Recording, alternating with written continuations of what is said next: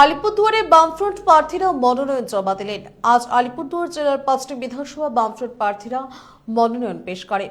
এদিন আলিপুরদুয়ার শহরে মিছিল করে ডুয়ার্স কর্নার সামনে এসে পৌঁছায় বাম সমর্থকরা। আলিপুরদুয়ার জেলার 5টি বিধানসভা বাম প্রার্থীরা মনোনয়ন পেশ করেন।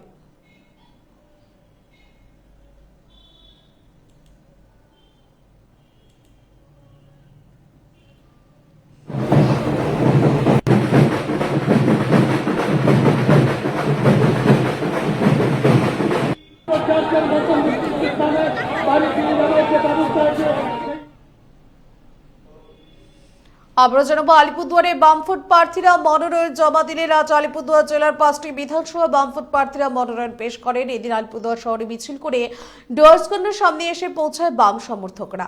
আলিপুরদুয়ার জেলার 5টি বিধানসভা বাম প্রার্থীরা মনোনয়ন পেশ করলেন। এখনকার মতো এই পর্যন্ত। ধন্যবাদ। সঠিক সময় সঠিক খবর।